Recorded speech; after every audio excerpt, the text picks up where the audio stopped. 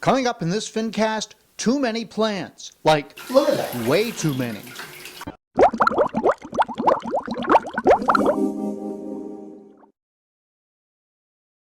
I use the Chemipure Elite and Nuvo 16, and a couple teaspoons in a bag on each side, and change it out like once a month, and it just keeps everything pure and clean, no phosphates, everything's good to go. Hi everybody, John here with another Fincast. Today we're going to look at my planted tank right here in my office. It's a 55-gallon planted tank. I've let it go for the summer, and one of the plants has gotten way out of control. And as you can see, the plants have grown across the top, all from those 4 original plants in the back. And I'll talk more about that in just a minute, what kind they are and so forth. And at first I thought it was kind of cool. It was giving the fish sort of a feeling of security to have that cover over them, but now it's gotten so bad that I can't even get any light down through, and as you can see, I've got a lot of light on this system, but it's just not getting through there at all. Let me try and get a manual focus on this. I've got a single high output LED light on there, and obviously it's enough to grow plants. I mean, really grow plants. So we're going to do a little work on this fish tank, give the fish a little less security to get some light on down through there. So what we're going to do is we are going to get all of that out of there and restore this tank to its normal condition. We'll see how the fish like it. Also, I want to take a look at the impact that the lack of light had on some of the other plants in the tank. I can tell you right now it's been substantial. For the record, I do use CO2, and I'm not real scientific about it because I've got a very old controller on my CO2 tab, but I set it for about a drop every second and a half, a bubble every second and a half, and I just let it go day and night, and the lights are on for about 6 hours a day on a timer. And look, just look at how these plants have overtaken the top. And like I said, at first I thought it was pretty cool. Well, the fish were liking it, and I've got some female guppies in there, and the babies had been eaten. I thought, well, maybe the babies will survive. But now it's gotten so thick that you can't see the fish because there's no light getting down through there. So let's go to work. And what we're going to do, we're just going to take some of that out of it. I mean, look at this. It's just crazy.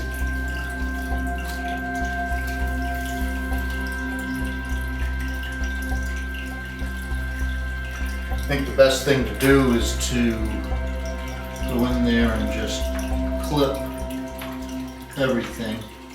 I don't know why I'm trying to protect these so much. It's not like I don't have more to replace them with up here on top, but right now these originals seem to be disconnected from the top, so I won't pull those out. I guess maybe I'll salvage the root system or whatever. And now I'm just gonna grab a bunch of this. I've got some of my other plants just growing right up through there, so I'll pinch those off because those are good stem plants that I can replant later if I want to.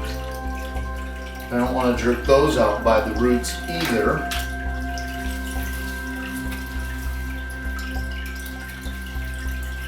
Or I could put those in another aquarium or something. But this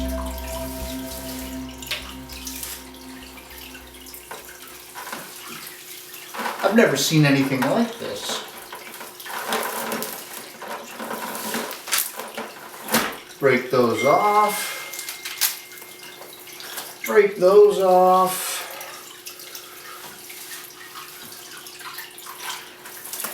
Are you kidding me? That was actually easier than I thought it was going to be. Let's see what happens next. Let it settle for a little bit.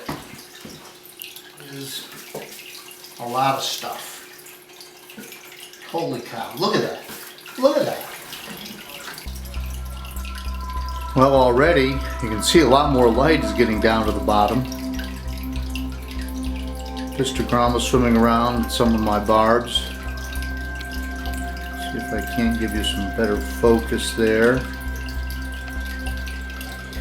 A lot of my other plants got pulled out by the roots, so I'll have to do a little planting.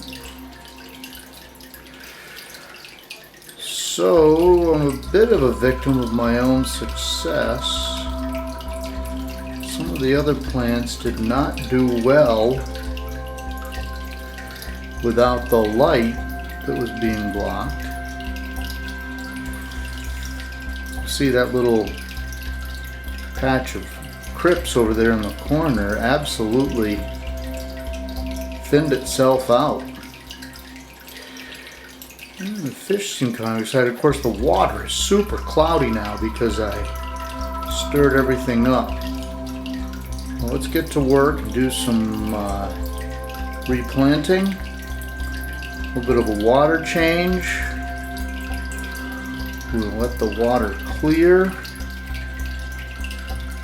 and we'll go back to work. So there we see the tank without the extra plants in there, but before doing anything and with the cloudy water.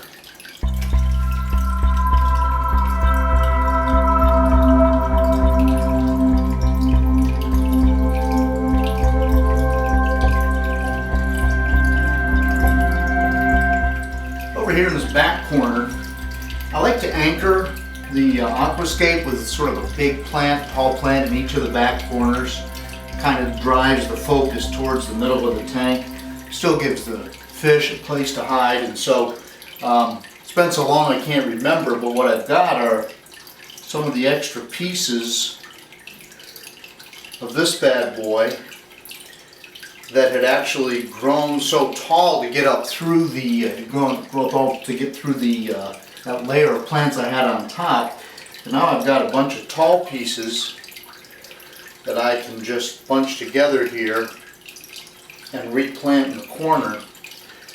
And technically you should plant each of these individually, each stem individually, but I'm just going to kind of push it down in there with them not tied together. And I've had pretty good luck with this loose substrate from Chem, just sort of, allowing these things to do well without worrying too much about having individual stems. There's an individual stem right there. The other thing I find is that if it's individual, the fish will dig it up. I like to pull the leaves off the bottom here.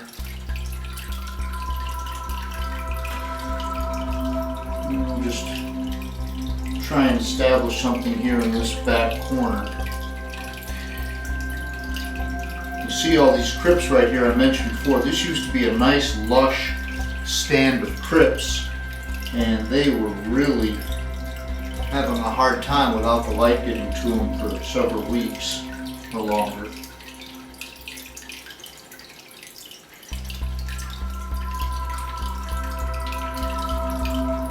And put that in there. And boom. So now we've got, see what I mean about these things coming up. And that substrate's at least 2 inches deep. This used to have long, beautiful trailing stems, and it is not happy right now. Never been real tickled with this piece of driftwood in terms of its position in the tank, but geckos love it. And it gives me a little bit of definition between the front and the back here.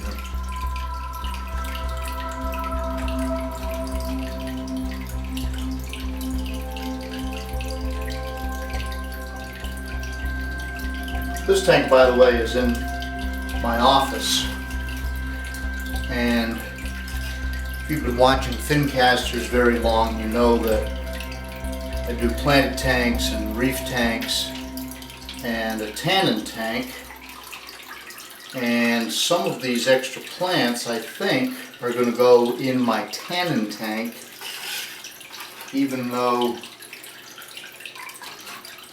typically a tannin plank is not heavily planted. I just can't bring myself to throw away that whole bucket full of plants. So, and it'll give me something new to do down there. Getting all these leaves out of here. No need to let them rot and ruin my water.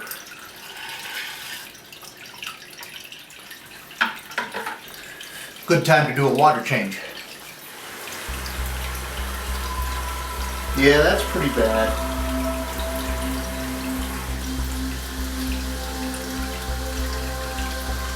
That's a lot of detritus.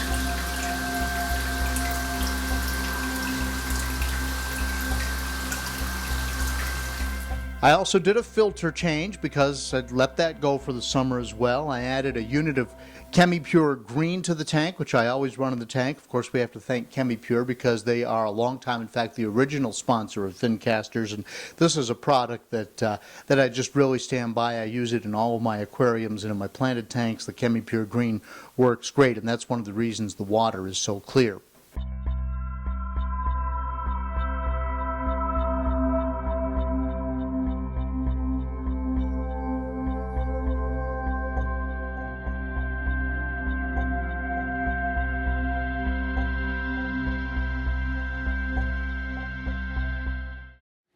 Okay, so here we are 24 hours later, actually a little less than that.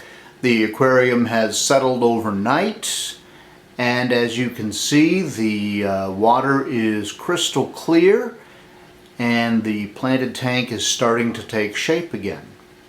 I've got a beautiful collection of snakeskin barbs. It's a school of, I believe, 7 that I've had for at least 2 years in this aquarium. And it's nice to be able to see them again. This guy is the star of the tank. It's my male apistogramma, and I've done a whole video on this particular species of fish, and I will put a link to that in a card up top so you can see it. But isn't that guy gorgeous? And look how happy he is in his new water with the new light. I think the fish actually like this better. So there's a look at the tank 24 hours later. As you can see, it's beautiful. The water is crystal clear. The plants are starting to perk up a little bit.